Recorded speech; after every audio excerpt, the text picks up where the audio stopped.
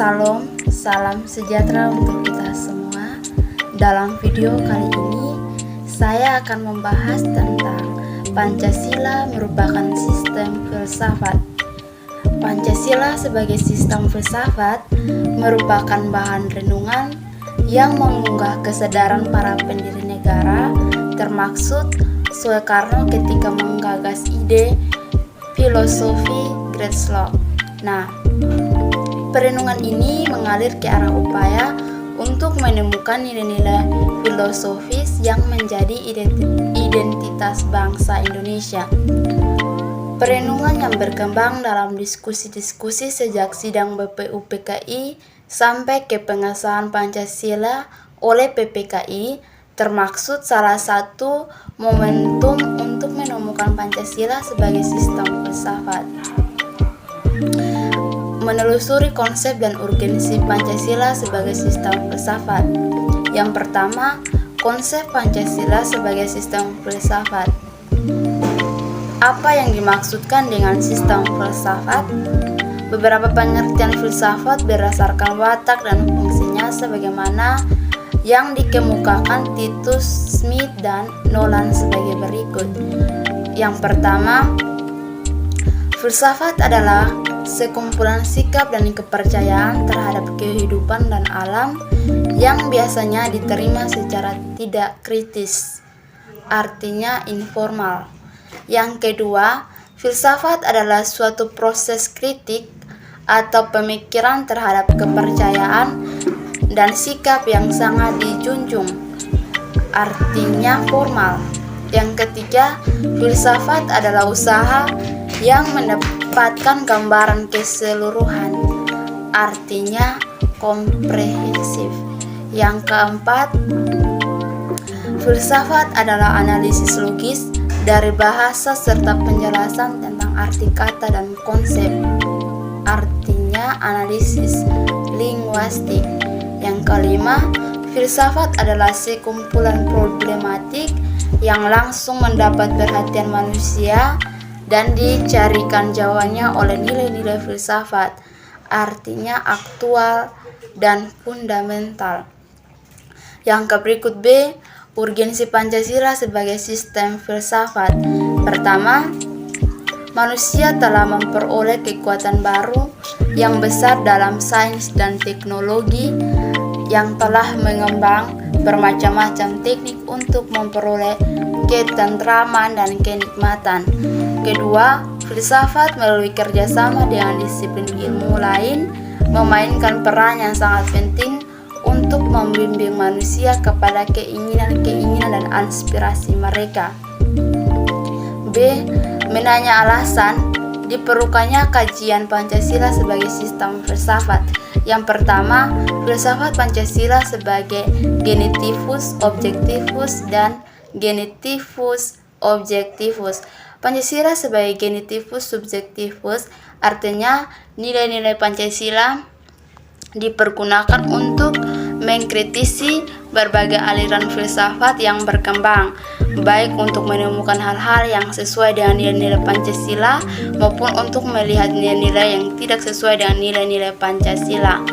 Yang kedua, landasan ontologis filsafat Pancasila. Pancasila sebagai genitivus subjektivus memerlukan landasan pijak filosofis yang kuat mencakup 3 dimensi, yaitu landasan ontologis, landasan epistemologis, dan landasan aksiologis. Ontologis menurut Aristoteles merupakan cabang filsafat yang membahas tentang hakikat segala yang ada secara umum sehingga dapat dibedakan dengan disiplin ilmu-ilmu yang membahas sesuatu secara khusus. Yang ketiga, landasan epistemologis filsafat Pancasila. Epistemologis adalah cabang filsafat pengetahuan yang membahas tentang sifat dasar pengetahuan, kemungkinan, lingkup, dan dasar umum pengetahuan. Epistemologis terkait dengan pengetahuan yang bersifat sui generis, berhubungan dengan sesuatu yang paling sederhana dan paling mendasar. Yang keempat, landasan aksiologis Pancasila adalah Landasan aksi logis Pancasila yang berarti nilai atau kualitas yang terkandung dalam sila-sila Pancasila. Sila pertama mengandung kualitas monoteis, spiritual, kekudusan, dan sakral.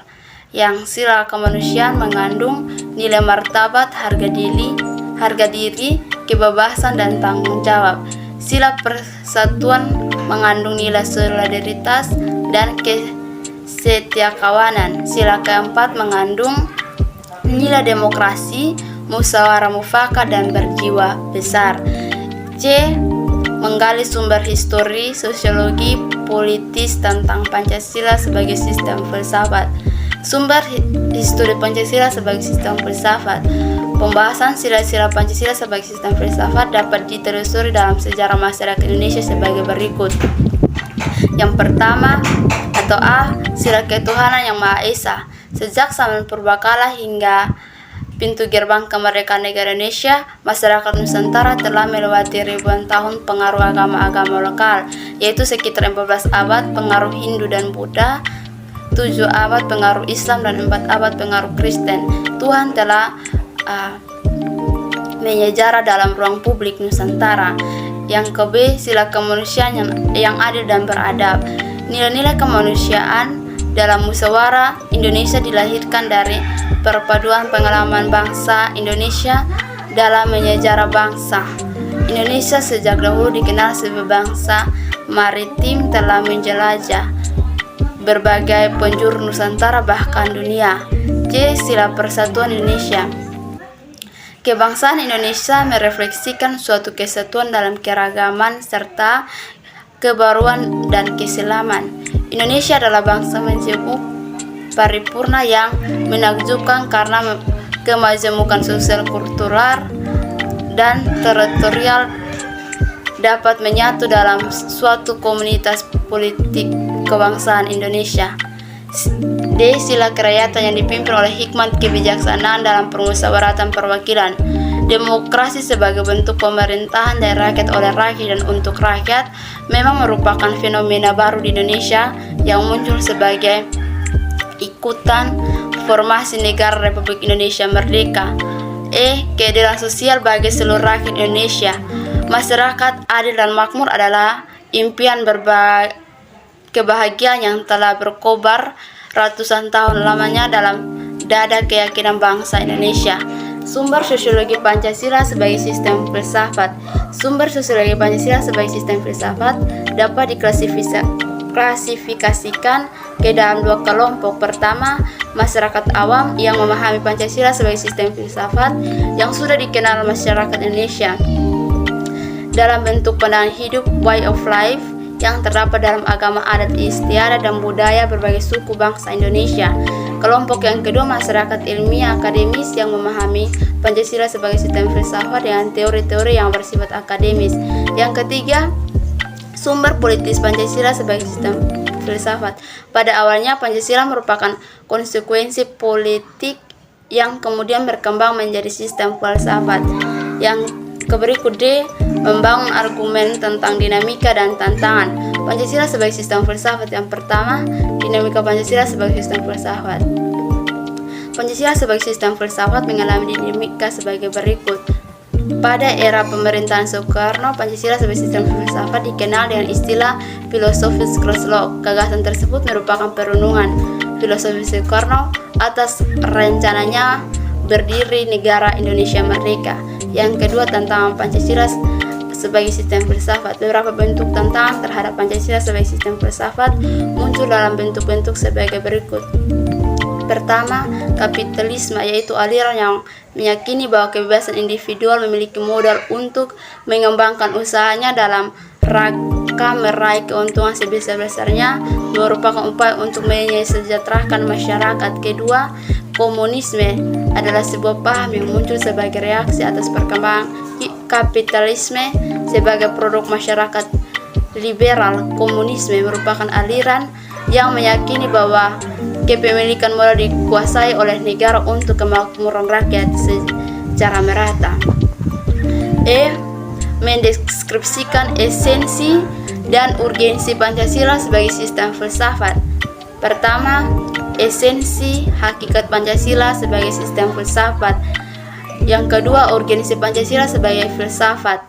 Hal-hal penting yang sangat urgen bagi pengembangan Pancasila sebagai sistem filsafat meliputi hal-hal sebagai berikut. Pertama, meletakkan Pancasila sebagai sistem filsafat dapat memulihkan harga diri bangsa Indonesia sebagai bangsa yang merdeka dan politik, yuridis, dan juga merdeka dia mengemukakan ide-ide pemikiran untuk kemajuan bangsa baik secara material maupun spiritual. Kedua, Pancasila sebagai sistem filsafat membangun alam pemikiran yang berakar dari nilai-nilai budaya bangsa Indonesia sehingga mampu dalam menghadapi berbagai ideologi dunia. Ketiga, Pancasila sebagai sistem filsafat dapat menjadi dasar pijakan untuk menghadapi tantangan globalisasi yang dapat melunturkan semangat kebangsaan dan melemahkan sendi-sendi perekonomian yang berorientasi pada kesejahteraan rakyat. Keempat, Pancasila sebagai sistem filsafat dapat menjadi way of life sekaligus way of thinking bangsa Indonesia untuk menjaga keseimbangan dan konsistensi antara tindakan dan pemikiran. Bahaya yang ditimbulkan kehidupan modern dewasa ini adalah ketidakseimbangan antara cara bertindak dan cara berpikir sehingga menimbulkan kerusakan lingkungan dan mental dari suatu bangsa. Demikian materi yang saya sampaikan. Terima kasih.